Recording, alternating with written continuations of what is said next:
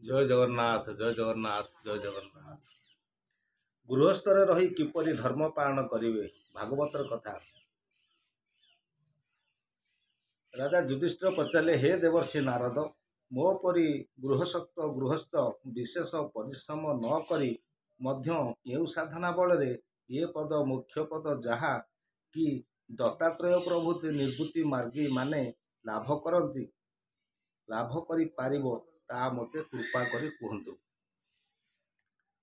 ନାରଦ କହିଲେ, ହେ ଯୁଧିଷ୍ଠିର, ମନୁଷ୍ୟ ଗୃହସ୍ଥମରେ ରହୁ ପଛେ ଏବଂ ସବୁ ଗୃହସ୍ଥ ଧର୍ମ ଅନୁସାରେ ସବୁ କର୍ମ କରୁ ପଛେ, କିନ୍ତୁ ସେହି ସବୁ କର୍ମ ଭଗବାନଙ୍କ ଠାରେ ସମର୍ପଣ କରିଦେବାକୁ ପଡ଼ିବ ଏବଂ ବଡ଼ ବଡ଼ ସନ୍ଥ ମହାତ୍ମାମାନଙ୍କର ସେବା କରିବାକୁ ପଡ଼ିବ। ଅବକାଶ ଅନୁସାରେ ତାକୁ ଅନାସକ୍ତ ବା ବୈରାଗ୍ୟ ପୁରୁଷଙ୍କ ଗହଣରେ ନିବାସ କରିବାକୁ ପଡ଼ିବ ଓ ଶ୍ରଦ୍ଧାପୂର୍ବକ ଭଗବାନଙ୍କର ବିଭିନ୍ନ ଅବତାରର ଲୀଳା କଥାମୃତ ବାରମ୍ବାର ପାନ କରିବାକୁ ପଡ଼ିବ। ସ୍ୱପ୍ନ ଭାଙ୍ଗିଯିବା ପରେ ଯେପରି ସ୍ୱପ୍ନର ବିଷୟ ଓ ବ୍ୟକ୍ତିମାନଙ୍କ ପ୍ରତି ମନୁଷ୍ୟ ଆସକ୍ତ ହୋଇ ରହେ ନାହିଁ, ସେହିପରି ସତ୍ସଙ୍ଗ ଦ୍ୱାରା ତାହାର ବୁଦ୍ଧି ଯେତେ ଶୁଦ୍ଧ ହୋଇ ଚାଲିବ, ସେ ସ୍ୱୟଂ ତା ଶରୀର, ସ୍ତ୍ରୀ, ପୁତ୍ର, ଧନ ସମ୍ପଦ ପ୍ରତି ସେତେ ଆସକ୍ତ ଛାଡ଼ିଦେବାକୁ ଚେଷ୍ଟା କରିବା ଉଚିତ। କାରଣ ତାକୁ ସେ ସବୁ ବିଷୟ ଦିନେ ନା ଦିନେ ଛାଡ଼ି ଚାଲିଯିବାକୁ ପଡ଼ିବ। ଯେ ବୁଦ୍ଧିମାନ ପୁରୁଷ, ସେ ଆବଶ୍ୟକତା ଅନୁସାରେ ହିଁ ଘରର ଓ ନିଜ ଶରୀରର ସେବା କରିବା ଆବଶ୍ୟକ, ଅଧିକ ନୁହେଁ। ସେ ଭିତରେ ଅନାସକ୍ତ ରହି ବାହାରକୁ ସଂସାରାସକ୍ତ ସାଧାରଣ ମନୁଷ୍ୟ ପରି ବ୍ୟବହାର କରିବା ଉଚିତ। ମାତା ପିତା, ଭାଇ ବନ୍ଧୁ, ପୁତ୍ର ମିତ୍ର, ଜାତି ଲୋକ ଏବଂ ଅନ୍ୟମାନେ ଯାହା କିଛି କହିବେ ଅଥବା ଚାହିଁବେ, ନିଜ ଭିତରେ କୌଣସି ମମତା ନ ରଖି ସେ ତାହା ଅନୁମୋଦନ କରିଦେବା ଉଚିତ। ବର୍ଷା ଆଦି ଦ୍ୱାରା ଉତ୍ପନ୍ନ ହେଉଥିବା ଧନ୍ୟାଦି ଶସ୍ୟ, ଖଣିରୁ ମିଳୁଥିବା ସୁନା ଆଦି ଧାତୁ, ଅକସ୍ମାତ ମିଳିଯାଉଥିବା ଦ୍ରବ୍ୟ ପ୍ରଭୃତି ତଥା ଅନ୍ୟ ସକଳ ପ୍ରକାର ଧନ ଭଗବାନଙ୍କ ଦ୍ୱାରା ପ୍ରଦତ୍ତ ବୋଲି ବୁଝି ବୁଦ୍ଧିମାନ ପୁରୁଷ ସେସବୁ ପାରଧ୍ୟ ଅନୁସାରେ ଉପଭୋଗ କରୁ, କିନ୍ତୁ ବଳକା ଦ୍ରବ୍ୟକୁ ସଞ୍ଚୟ ନ କରି ପୂର୍ବୋକ୍ତ ସାଧୁ ସେବା ଆଦି କର୍ମରେ ଲଗାଇବା ଆବଶ୍ୟକ। ଯେତିକି ଧନରେ ତାର ଜୀବନ ନିର୍ବାହ ହୋଇଯିବ।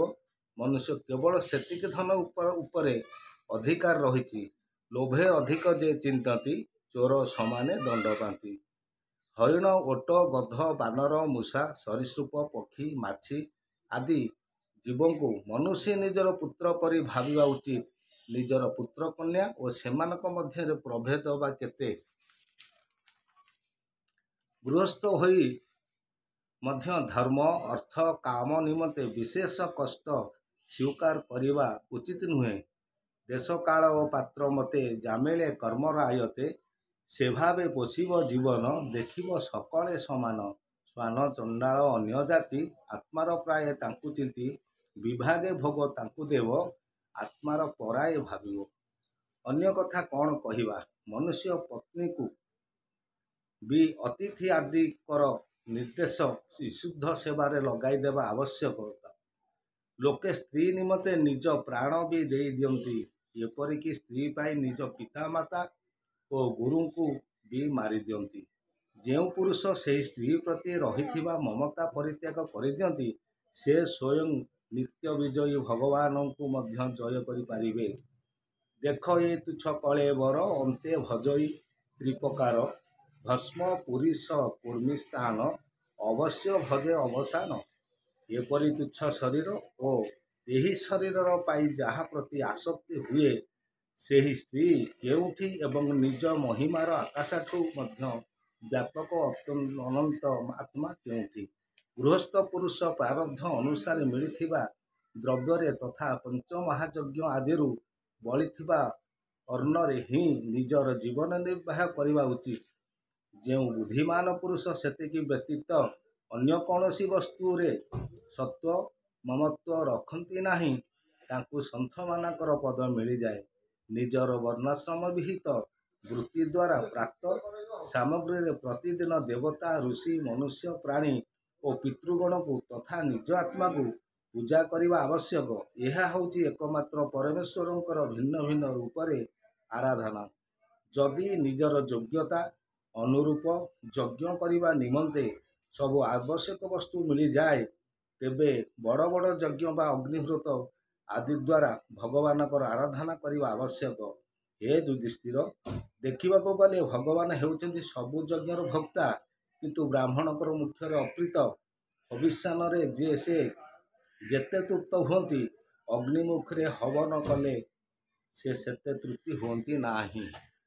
ତେଣୁ ବ୍ରାହ୍ମଣ, ଦେବତା, ମନୁଷ୍ୟ ଆଦି ସକଳ ପ୍ରାଣୀକୁ ସେମାନଙ୍କର ଯଥାଯୋଗ୍ୟ ସାମଗ୍ରୀ ଦେଇ ସେମାନଙ୍କର ହୃଦୟରେ ଅନ୍ତର୍ଯାମୀ ରୂପେ ବିରାଜିତ ଭଗବାନଙ୍କୁ ପୂଜା କରିବା ଆବଶ୍ୟକ। ଏମାନଙ୍କ ମଧ୍ୟରେ ବ୍ରାହ୍ମଣଙ୍କର ବିଶେଷ ପ୍ରାଧାନ୍ୟ ରହିଛି। ଧନୀ ଦ୍ୱିଜାତିମାନେ ନିଜର ଧନ ଅନୁସାରେ ଆଶ୍ୱିନ ମାସର କୃଷ୍ଣ ପକ୍ଷରେ ନିଜର ମାତା ପିତାଙ୍କର ତଥା ଅନ୍ୟାନ୍ୟ ବନ୍ଧୁମାନଙ୍କର ପିତାମହ ମାତାମହ ଆଦିଙ୍କର ମଧ୍ୟ ମହାଳୟ ଶ୍ରାଦ୍ଧ କରିବା ଆବଶ୍ୟକ। ଏହାଛଡ଼ା ଅୟନମ୍, କର୍କଟ ଓ ମକର ସଂକ୍ରାନ୍ତି, ବିଷୁବ, ତୁଳା ଓ ମେଷ ସଂକ୍ରାନ୍ତି, ବ୍ୟତିପାତ, ଦିନକ୍ଷୟ, ଚନ୍ଦ୍ରଗ୍ରହଣ ବା ସୂର୍ଯ୍ୟପରାଗ ସମୟରେ, ଦ୍ୱାଦଶୀ ଦିନ, ଶ୍ରବଣା, ଧନିଷ୍ଠା ଓ ଅନୁରାଧା ନକ୍ଷତ୍ରମାନଙ୍କରେ, ବୈଶାଖ ଶୁକ୍ଳ ତୃତୀୟା, ଅକ୍ଷୟ ତୃତୀୟା, କାର୍ତ୍ତିକ ଶୁକ୍ଳ ନବମୀ, ଅକ୍ଷୟ ନବମୀ, ମାର୍ଗଶିର ପୌଷ, ମାଘ ଓ ଫାଲ୍ଗୁନ ଏହି 4 ମାସର କୃଷ୍ଣାଷ୍ଟମୀ, ମାଘ ଶୁକ୍ଳ ସପ୍ତମୀ, ମାଘ ମାସର ମଘା ନକ୍ଷତ୍ରରେ ଯୁକ୍ତ ପୂର୍ଣ୍ଣିମା ଏବଂ ପ୍ରତ୍ୟେକ ମାସର ସମ୍ପୃକ୍ତ ମାସ ନକ୍ଷତ୍ର ଚିତ୍ରା, ବିଶାଖା, ଜ୍ୟେଷ୍ଠା ଆଦିରେ ଯୁକ୍ତ ପୂର୍ଣ୍ଣିମା ଦିନ, ସେଦିନ ଚନ୍ଦ୍ର ପୂର୍ଣ୍ଣ କିମ୍ବା ଅପୂର୍ଣ୍ଣ ରୁହେ ପଛେ, ଅନୁରାଧା, ଶ୍ରବଣା, ଉତ୍ତରା ଫାଲ୍ଗୁନୀ, ଉତ୍ତରାଷାଢ଼ା ଓ ଉତ୍ତରା ଭାଦ୍ରପଦ ସହିତ ଯୁକ୍ତା ଦ୍ୱାଦଶୀ ତିଥି ଉକ୍ତି 3 ଉତ୍ତରା ନକ୍ଷତ୍ରରେ ଅଥବା ଜନ୍ମ ନକ୍ଷତ୍ର ବା ଶ୍ରବଣା ନକ୍ଷତ୍ର ଯୁକ୍ତ ଏକାଦଶୀ ତିଥି, ଏହିସବୁ ସମୟ ହେଉଛି ପିତୃଗଣଙ୍କର ଶ୍ରାଦ୍ଧ କରିବାର ଯୋଗ୍ୟ ଏବଂ ଶ୍ରେଷ୍ଠ ସମୟ। ଏହି ଯୋଗ କେବଳ ଶ୍ରାଦ୍ଧ ନିମନ୍ତେ ନୁହେଁ, ସକଳ ପୁଣ୍ୟ କାମ ନିମନ୍ତେ ମଧ୍ୟ ଉପଯୋଗୀ। ଏହିସବୁ ଯୋଗ କଲ୍ୟାଣ ସାଧନା ନିମନ୍ତେ ଉପଯୁକ୍ତ ଏବଂ ଏସବୁ ଅବସର ଶୁଭ ଅଭିବୃଦ୍ଧି କରାନ୍ତି। ଏହିସବୁ ଅବସରରେ ନିଜର ପୁଣ୍ୟ ଶକ୍ତି ଲଗାଇ ଶୁଭକର୍ମ କରିବା ଉଚିତ। ଏଥିରେ ଜୀବନର ସଫଳତା ନିହିତ। ଏହିସବୁ ଶୁଭ ସଂଯୋଗରେ ଯେଉଁ ସ୍ନାନ, ଜପ, ହୋମ, ବ୍ରତ ତଥା ଦେବତା ଓ ବ୍ରାହ୍ମଣ ପୂଜା କରାଯାଏ ଅଥବା ଦେବତା, ପିତୃପୁରୁଷ, ମନୁଷ୍ୟ ଏବଂ ପ୍ରାଣୀମାନଙ୍କୁ ଯାହା କିଛି ସମର୍ପଣ କରାଯାଏ, ତାହାର ଫଳ ଅକ୍ଷୟ ହୋଇଥାଏ। ହେ ଯୁଧିଷ୍ଠିର, ସ୍ତ୍ରୀର କୁଶବନା ଆଦି, ସନ୍ତାନର ଜାତି କର୍ମାଦି ତଥା ନିଜର ଯଜ୍ଞ ଦୀକ୍ଷା ଆଦି ସଂସ୍କାର ସମୟରେ, ସହବାଦ ଦିନ ବା ବାର୍ଷିକ ଶ୍ରାଦ୍ଧ ଉପଲକ୍ଷେ ତଥା ଅନ୍ୟ ମାଙ୍ଗଳିକ କର୍ମ ଦିବସରେ ଦାନ ଆଦି ଶୁଭକର୍ମ କରିବା ଆବଶ୍ୟକ। ହେ ଯୁଧିଷ୍ଠିର, ମୁଁ ଏଥର ସେହି ସବୁ ସ୍ଥାନର ବର୍ଣ୍ଣନା କରିବି, ଯେଉଁ ସବୁ ସ୍ଥାନ କି ମନୁଷ୍ୟକୁ ଧର୍ମ ଆଦି ଶ୍ରେୟ ମଙ୍ଗଳ ପ୍ରଦାନ କରିଥାନ୍ତି। ଜାଣନ୍ତୁ ଯେ, ଯେଉଁଠାରେ ଭଗବତ ଗୁଣ ସମ୍ପନ୍ନ ସତ୍ ପାତ୍ର ମିଳନ୍ତି, ସେହି ଦେଶ ସ୍ଥାନ ହେଉଛି ସବୁଠାରୁ ଅଧିକ ପବିତ୍ର ସ୍ଥାନ। ଯେଉଁ ସ୍ଥାନରେ ସଚରାଚର ଜଗତର ସ୍ୱାମୀ ଭଗବାନଙ୍କର ପ୍ରତିମା ରହିଛି, ଯେଉଁଠାରେ ତପ, ବିଦ୍ୟା ଏବଂ ଦୟା ଆଦି ଗୁଣରେ ଯୁକ୍ତ ବ୍ରାହ୍ମଣ ପରିବାର ନିବାସ କରନ୍ତି ତଥା ଯେଉଁ ଯେଉଁ ସ୍ଥାନରେ ଭଗବାନଙ୍କର ପୂଜା ହେଉଛି ଏବଂ ପୂର୍ଣ୍ଣମୟୀ ଗଙ୍ଗା ଆଦି ନଦୀ ପ୍ରବାହିତ ହେଉଛି, ସେହିସବୁ ସ୍ଥାନ ହେଉଛି ପରମ କଲ୍ୟାଣପ୍ରଦ। ପୁଷ୍କର ଆଦି ସରୋବର ସିଦ୍ଧି ପୁରୁଷମାନଙ୍କର ଦ୍ୱାରା ସେବିତ ନିବସିତ କ୍ଷେତ୍ର, କୁରୁକ୍ଷେତ୍ର, ଗୟା, ପ୍ରୟାଗ, ପୁଲହାଶ୍ରମ, ଶାଳଗ୍ରାମ କ୍ଷେତ୍ର, ନୈମିଷାରଣ୍ୟ, ଫାଲ୍ଗୁନ କ୍ଷେତ୍ର, କନ୍ୟାକୁମାରୀ, ସେତୁବନ୍ଧ, ପ୍ରଭାସ, ଦ୍ୱାରିକା, କାଶୀ, ମଥୁରା, ପମ୍ପା ସରୋବର, ବିନ୍ଦୁ ସରୋବର, ବଦରିକାଶ୍ରମ, ଅଳକାନନ୍ଦା, ସୀତାରାମଙ୍କର ଆଶ୍ରମ, ଅଯୋଧ୍ୟା, ଚିତ୍ରକୂଟ ଆଦି, ମହେନ୍ଦ୍ର ଓ ମଳୟ ଆଦି ପୌରାଣିକ ଅଷ୍ଟପର୍ବତ ଏବଂ ଯେଉଁ ଯେଉଁ ସ୍ଥାନରେ ଭଗବାନଙ୍କର ଅର୍ଚ୍ଚାବତାର ରହିଛନ୍ତି, ସେହି ସମସ୍ତ ଦେଶ ହେଉଛନ୍ତି ଅତ୍ୟନ୍ତ ପବିତ୍ର, କଲ୍ୟାଣକାମୀ। ପୁରୁଷମାନେ ଏହିସବୁ ଦେଶକୁ ବାରମ୍ବାର ଯାତ୍ରାଦି କରିବା ଆବଶ୍ୟକ। ଏହିସବୁ ସ୍ଥାନରେ ପୁଣ୍ୟକର୍ମ କଲେ ମନୁଷ୍ୟମାନେ ତାହାର ସହସ୍ର ଗୁଣ ଫଳ ପାଇଥାନ୍ତି। ହେ ଯୁଧିଷ୍ଠିର, ପାତ୍ର ନିର୍ଣ୍ଣୟ ପ୍ରସଙ୍ଗରେ ପାତ୍ରଙ୍କର ଗୁଣ ଜାଣିଥିବା ବିବେକୀ ପୁରୁଷମାନେ ଏକମାତ୍ର ଭଗବାନଙ୍କୁ ହିଁ ସତ୍ ପାତ୍ର ବୋଲି କହନ୍ତି। ଏହି ସଚରାଚର ଜଗତ ହେଉଛନ୍ତି ତାହାଙ୍କର ସ୍ୱରୂପ। ତୁମର ଏହି ଯଜ୍ଞରେ ଦେଖିଥିବା ଯେ ଏଠାରେ ଦେବତା, ଋଷି, ସିଦ୍ଧ ଓ ସନକାଦି ଉପସ୍ଥିତ ଥିବା ବେଳେ ବି ଅଗ୍ରପୂଜା ନିମନ୍ତେ ଭଗବାନ ଶ୍ରୀକୃଷ୍ଣଙ୍କୁ ହିଁ ଉପଯୁକ୍ତ ପାତ୍ର ବୋଲି ଧରାଗଲା। ଭଗବାନ ଶ୍ରୀକୃଷ୍ଣ ହିଁ ହେଉଛନ୍ତି ଅସଂଖ୍ୟ ଜୀବମାନଙ୍କର ପରିପୂର୍ଣ୍ଣ ଏହି ବ୍ରହ୍ମାଣ୍ଡ ରୂପୀ ବୃକ୍ଷର ମୂଳ। ତେଣୁ ଶ୍ରୀକୃଷ୍ଣଙ୍କର ପୂଜା କଲେ ସକଳ ଜୀବଙ୍କର ଆତ୍ମତୃପ୍ତ ହୋଇଯାଏ। ସେହି ମନୁଷ୍ୟ, ପଶୁ, ପକ୍ଷୀ, ଋଷି, ଦେବତା ଆଦିଙ୍କର ଶରୀର ରୂପୀ ପୁର ରଚନା କରିଛନ୍ତି ତଥା ସେ ହିଁ ସେହି ସବୁ ପୁରର ଜୀବ ରୂପେ ଶୟନ ବି କରନ୍ତି। ଏଥିପାଇଁ ତାହାଙ୍କୁ ପୁରୁଷ ବୋଲି ଗୋଟିଏ ନାମ ମଧ୍ୟ ରହିଛି। ହେ ଯୁଧିଷ୍ଠିର, ଭଗବାନ ସବୁଠାରେ ଏକାପରି ରହୁଥିଲେ ମଧ୍ୟ ମନୁଷ୍ୟାଦିଠାରେ ସେମାନଙ୍କର ଭିନ୍ନତା ହିସାବରେ ନ୍ୟୁନାଧିକାର ରୂପରେ ପ୍ରକାଶିତ ହୁଅନ୍ତି।